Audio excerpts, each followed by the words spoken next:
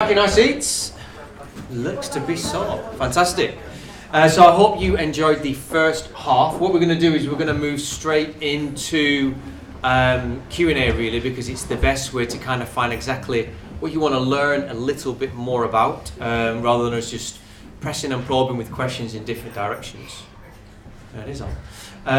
Christina, do you want to start off with a first question? I will do, yeah. Thank you very much. So thank you for that. It was really interesting. So what I'm curious about is the challenges that you've had over the time. Like what were the biggest challenges that you faced over the last kind of 15 years of your career?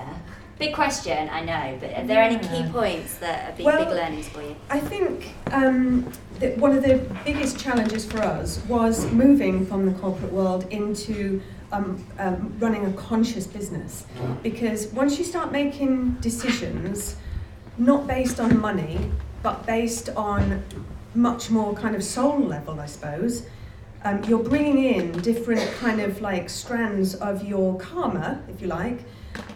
You're calling in and creating the conditions for different parts of your karma to ripen in your work environment, which is not too helpful.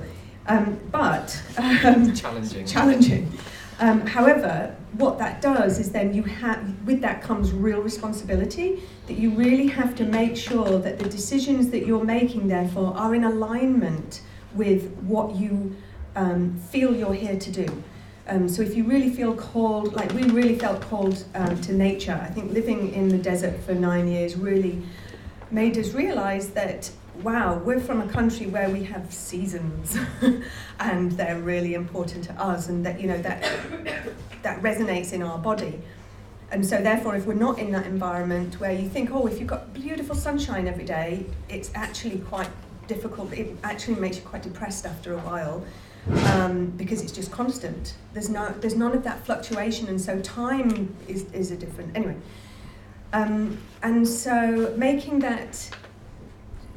those choices where we were never that money driven anyway, but then moving out of kind of making decisions not based on money, but based on what you feel is right for the planet and for people. That brings with it huge challenges, because you have to be coming from integrity, and so you have some really difficult choices to make when it comes to budgeting, when it comes to, do I cut that corner or not? No. You know, and so, yeah, for us that was a huge challenge. But what I would say about that is that, you know, we meditated on everything. And so how do we really feel about what's right in this situation? And by having a meditation practice, when you're running a conscious business, you can know on a much better level, on a much deeper level within yourself, whether you are actually where you're making that decision from. Mm-hmm. Yeah, I totally get that. Like we've experienced that ourselves, haven't we? As we're dropping more and more into what we're supposed to be doing and what we're here to do, it's like that trust. Radical trust, as my friend would say, it's like just really dropping into that trust and faith. Brilliant. Okay, so we are going to open up the questions. Julie, got a question? Thank you. Hi, I really loved hearing you speak, so thank you so much for sharing your story. Really have lots of questions, but I'll keep it to one for now. But you were talking about, you know, going into meditation to help you to navigate your way. I'm curious about your relationship as you work together, because I actually work with my husband, have been for 4 years now, and that's, you know, it's a growing and evolving thing.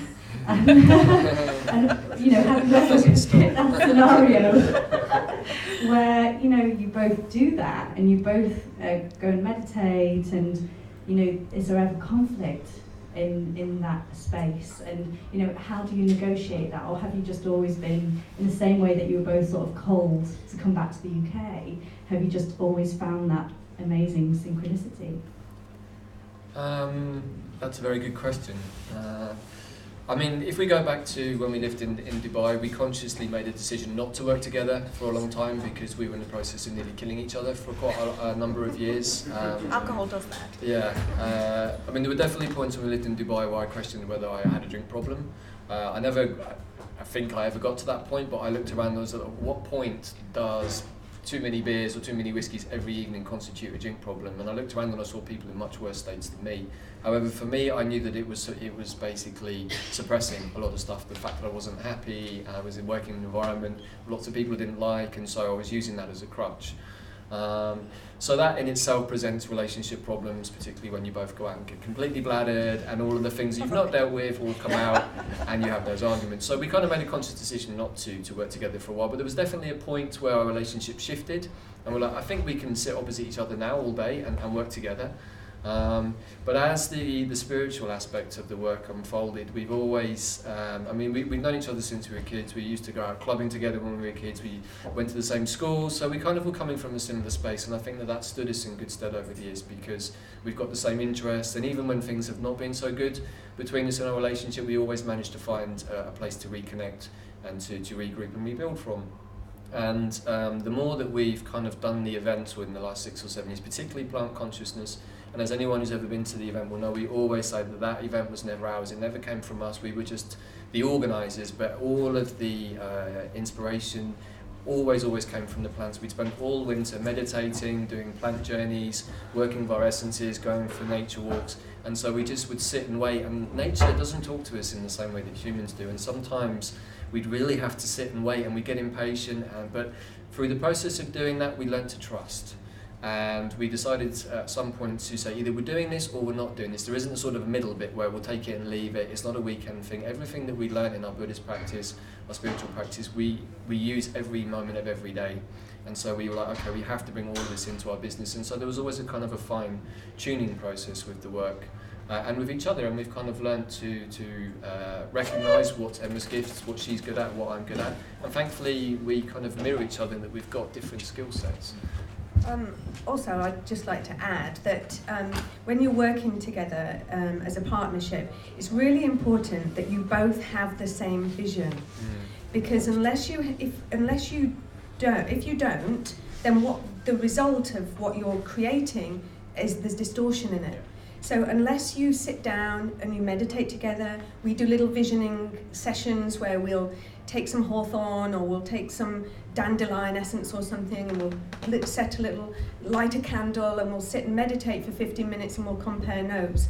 And so when we're dreaming something in, like a new project, we do vision setting sessions so that we both know exactly where we're coming from. We both know exactly what our... okay, you can have different inspirations for doing something, but as long as you understand them and as long as you're working towards the same vision, then that's a really good and important thing that we found was we needed to do, because we ran an event once and we were like, well, why did that come out like that? Oh, because only one of us thought of it, and it wasn't, so there was distortion in what actually came out in the end. And so then we were like, right, we have to have, make sure we're both on the same page all the time. Fantastic. Just to add, one little thing on the end of that. That's the beautiful thing about doing events, is that actually you get to see how clear your intentions actually are, because every single thing will manifest during the weekend of your event, in a good way or in a not so good way, and you really get to see where you didn't do your intentions. Where you didn't expect. Yeah, exactly. And then you realise you asked the wrong question. Brilliant. Thank you very much, Julie. First question of the night. Can everyone please give Julie a round of applause? Okay, raise your hand if you have any more questions. Dominic will be running around with the microphone. What's your name and where are you from? It sounds like take me out. I tell you now, it's not. My name is Alex and I'm from Bedford. Hey! No, so my question just came off the back of what you were speaking about there. So I found out about meditation about a year ago through a YouTube video, and I think now as it's become a lot more popular and a lot younger people are getting into meditation, we know that there are different types and there are different ways you can practice. And you mentioned that you take notes. You said you do a meditation session and then you compare notes, but so my perception and my idea of meditation is that you sit down, you focus on your breath, you focus on one thing, but there are probably different things that you can do when you meditate. I don't know whether you have an intention in mind. So I just want to know what you meant by that, and also what your different types of meditation there are. Well, there's loads of types of meditation. So you can have your meditation for literally calming your mind. And within that, there's like multitudes of different meditations. You can have analytical meditations. You can have transcendental meditations. So there are just different forms of meditation that you can employ for different things. It's always good to have a calming the mind meditation first and then an analytical meditation, so that you kind of can concentrate on your breath or single pointed focus on something. But again, it depends on your mindset what type of meditation is going to work for you. So I love single pointed meditation. And I like, but that's not for everybody at all, and so you have to find out what works for you, basically. Yeah, just to add to that, Emma's, like she said, much more, she enjoys single point meditation. I tend to be more with analytical meditation. So for the kind of vision setting, we would sink into more of an analytical space where we would just open up our consciousness, normally with the aid of some of our plant essences, to ask for intuition or guidance, and then see what arises in that moment, to let our mind wander freely within those spaces, to see, to join the dots, and just to let our consciousness expand out into that place with quite often assistance from our plant allies. Also, also don't forget, when you're creating something, you're not just creating it on this level. When we create a thought form. So you're cultivating a thought form that you're going to bring down into manifestation. So when you meditate and you've got your mind into a calm space, and you put your you put your intentions, you put your emotion, perhaps you put your visions into whatever you want to create, that's what you're going to bring down into manifestation. So you need to understand it really well. It needs to be, you need to put in all the right emotions, all the right intentions into that kind of thought form, because that is really important, to have a really strong thought form before you actually start any work. Does that make sense? Yes. Okay. Yeah. Just actually one other thing to add to that. One of the things that we learnt in our training in the geomancy way was that we, as human beings, are what are known as the 10th hierarchy. We are godlike beings, and we have the ability, like the gods, to create and manifest. And our whole world that we see around us is the product of many, many millions of people's dreams, which have built this building, have created the bar, have made all these drinks, have made all of this happen. Each one of those is a manifestation of an idea or a thought or a dream. And so I think often as humans, we forget that we're that powerful in both the good ways and the bad ways. Yeah, and I'm really glad you made those last 2 points, because that's how me and Christina have managed to cut through the noise, because there is so much noise and confusion that we all experience in this world, and it's enabled us to make the decisions that we've made. It's enabled us to kind of work out, we're going left or right, we're going up or we're going down, and bringing that into a business world, because we'd never done that until really the last year. Yeah. Meditation and anything that was labelled thereof meditation was a healing or calming the mind and everything else like that. It's only been the last year that we really started to work with it in thought forms. And it's this moving from the word manifestation, where I used to think it kind of just materializes and appears, to realizing that manifestation just means it's got here by hook or by crook. Someone else could have done it and it's brought into your life, or you could do it. You manifest every day. We manifested bringing this event together, but I didn't wake up one day and go, oh, we have an event and these guys are coming. It took a lot of work, but nonetheless it starts with an idea and a thought form, and it evolves and moves from there. So really good questions, Alex, thank you very much, and I hope that's helped maybe at least discern and help you understand your own questions. And I think just to add to what you said there, as event organisers, and this was a realisation that came to us some years ago, was that we create literally like this, an evening or a weekend, and it starts with nothing. There is nothing. Yeah. We spend 9 months working on it. It comes to fruition over the weekend, and then it's gone. And it's a bit like a Tibetan mandala that are made of sand. You blow on it, and they spend all that time creating it, and they blow on it, and it's gone. And events is exactly like that. So you also learn to put all of that love and all of that intention, but to also let it go. And once it's done, it's done. And then actually afterwards, there's nothing really left except the memories and a few photos. Could you just explain, because some people won't know about the Tibetan mandala, so maybe if you could just in brief because it's so beautiful. Yeah. So maybe some of you have seen these beautiful mandalas or pictures that Tibetan monks spend hours creating. They quite often blow through a straw, bits of sand, and they create these wonderful, wonderful sand sculptures or pictures. Normally on the floor, they're called sand mandalas, I think. And they spend hours, sometimes days even, creating them. And then at the end of it, they blow it all away, as if to show the nature of permanence and non-attachment. Beautiful. So, raise your hand if you have a question, and our Dominic will run around. Thank you. What's your name, please? My name's Alex, and I'm from, where am I from? Cheshire. It's a long way away. I've been homeless for a little while, actually. I'm moving around, so I'm like, what am I today? Hi. I resonate with, obviously, your travels and your stories. Thank you so much. So going from setting that intention and getting that vision really clear into creating, how much do you work in harmony with nature in that creation process? So do you book your diary according to moon cycles? Do you use the planets and astrology? Can you just talk a little bit about that? Every step of our creation process is informed by nature. So yes, we work with the moon cycles. When we launch an event to the public, it's on either an auspicious day or on a new moon. So yeah, because we work with biodynamic principles as well, the Rudolf Steiner principles, and so that teaches you about the cycles of nature and the cycles of energy that is in the planet, and the cycles throughout the month, which are beneficial and which are not so beneficial for what you want to do. So yeah, working in that way, and then we also just constantly working with the plants as well.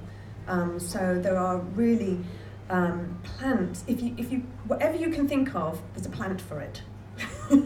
So whatever issue you've got, whether it's lack of creativity, whether it's got too much to do, whether it's feeling overwhelmed, whether it's there is a plant for it, and you can take that with tea, or you can take an essence of it, and so there's support there from the natural world at every step of your creation. And the other major thing that we work with is the medicine wheel, working through the directions, working through the seasons, understanding what happens in spring, what happens in summer, what happens in autumn, what happens in winter. Because we're medicine makers, we work lots with plants, we're very closely tuned into that, and so winter is the point, the deep dark, where we go into the void and we dream, and then we re-emerge in the spring with all of our ideas, and we basically let them start to grow, and then we add water to them and fire, and so by the time summertime comes, they're ready, and then we harvest in the autumn and so on. But we use the same principles for all of our business ideas, and we actually have altars in all four directions, and we move new ideas through the altars, and we sit and meditate with them in each of those directions with the qualities of the four elements and the four directions until it's come to its fruition. And this is something we talked about, isn't it, when we were doing the wealth dynamic stuff with you, and how certain businesses can get stuck in certain parts of the medicine wheel for various reasons. And working in a seasonal circular motion is nature. That is the thing that I think in the modern sort of capitalist materialist world, everything's very linear and we're extracting finite resources, when that's not really a good long-term plan. Whereas if you work in a circular motion, there's always death and there's always rebirth. Regeneration, and I think that is one of the most important principles that we as a race of beings, as humans, have really yet to fully comprehend in the West. And until we do, we're going to be facing a lot more of the troubles that we're currently looking at with climate change and everything else. Awesome. Alex, does that answer your question? Yes. Thought it would do. I obviously want to know more. I know, I can imagine. Don't leave me there. That's a huge topic. I know. I thought you did really well for answering that so deeply and so quickly. I didn't realise it was already on the hour. So, and there's some big questions I wanted to get to, and that is, when we met you, you were doing an event, Plant Consciousness, a few hundred people in the room, it looked like, and I didn't really know much about Wisdom Hub. And then when we got to speak to you more, we've understood at a deeper level why that Plant Consciousness was the last one you were going to do. And on the one hand, that's sad, like deafness has a sadness to it, but the flip side of that is a birth of something new. So can you just share with people, especially from a business perspective, because that's that monumental shift of letting go of a baby to have another baby, I suppose, and why you did that, and how that's beneficial, and then also expand on the bigger reason you've done it as well. Yeah, sure. So And maybe just, sorry, I realised explain a little bit more about what Wisdom Hub is. Will make yeah, more okay. sense. So I'll bring that in as well. Okay. So we're just coming out of a really big transition phase where we've stopped doing our big events, our large-scale events in London. And we've been doing events for 20 years, so for us this is a really big thing that we're not doing events anymore. And on the one hand it's very liberating, but on the other hand it was really scary as well, because we realised that yes, we can fill a room of people, you know, in London once a year with 300-400 people and spend a wonderful weekend together, you know, learning about the conscious intelligence of plants. But that wasn't enough, because what the plants were, as we progressed deeper on our path with the plants, they were telling us, like, you have to take the message up to a wider audience, because the planet's in a desperate state. We're in the middle of the 6th great mass extinction. You know, climate change, 5G that's coming is just going to exacerbate and speed up the extinction rate. We're in a really critical point on the earth, and the plants, and not just the plants, but the, you know, the nature spirits, the energies of the earth as well. They wanted more people to know and to get back in contact with nature, because the biggest problem is that we're so disconnected from nature. We've forgotten that we're nature too, and that what we do to the planet we do to ourselves, which we all have heard all those cliches many times, but actually we need to start living it.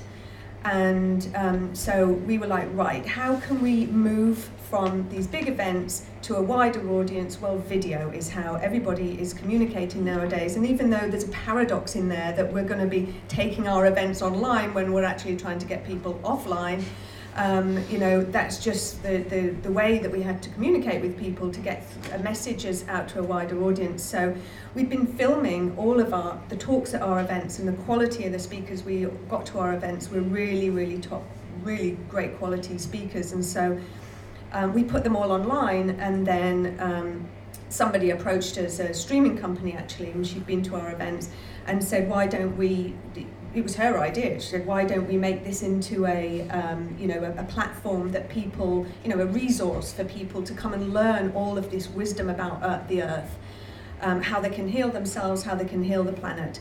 And so that's what we did, and it's gone through, you know, it's not a success overnight by any stretch of the imagination, but we've made a transition within that as well, from being a pay-per-view model to being a subscription model, which means that we've got more funds, which means we can create more content and get all of these, because there's so many people doing amazing stuff around the world that just don't get any airtime. And so so that's what Wisdom Hub is.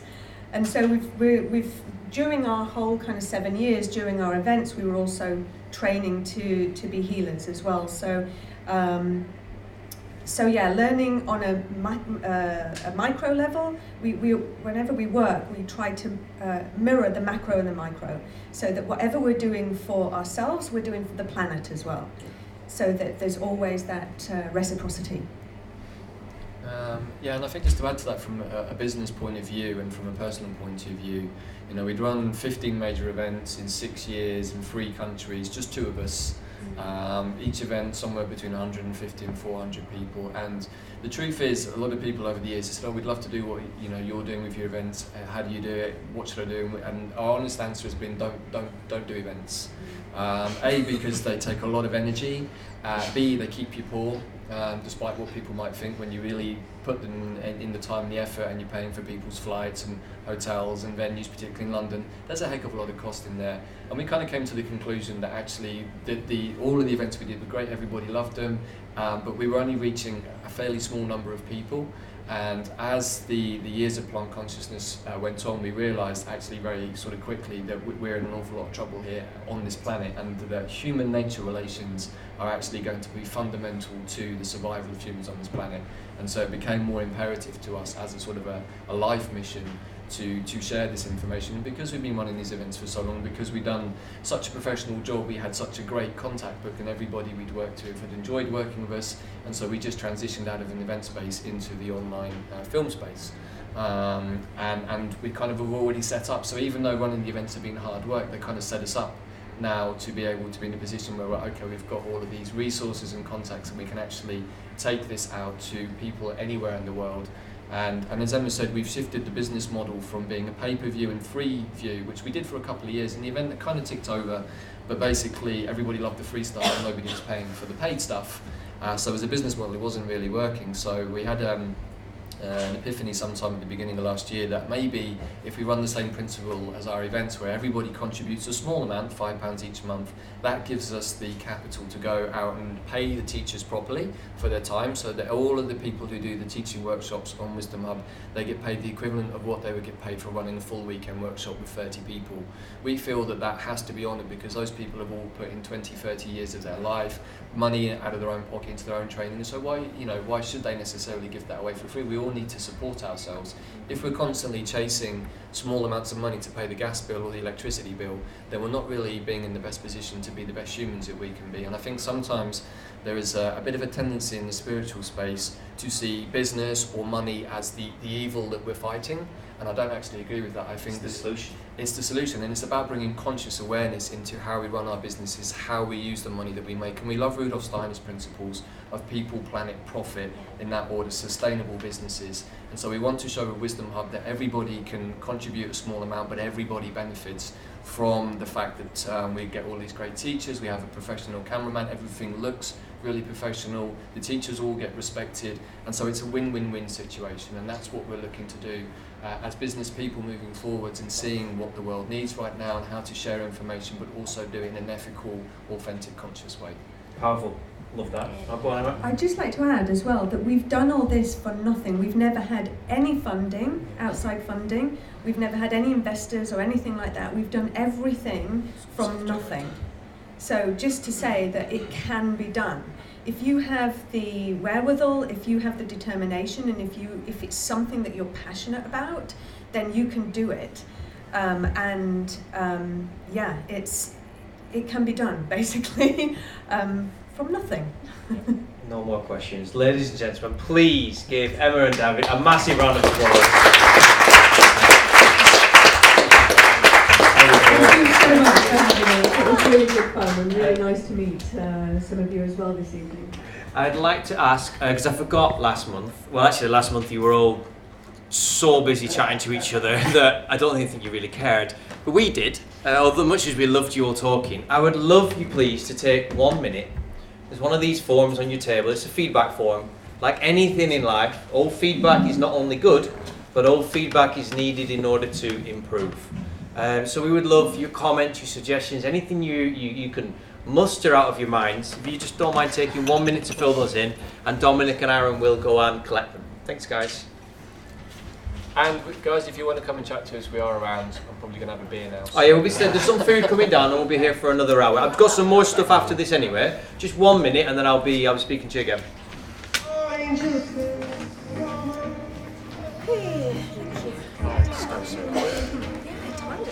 wonderful.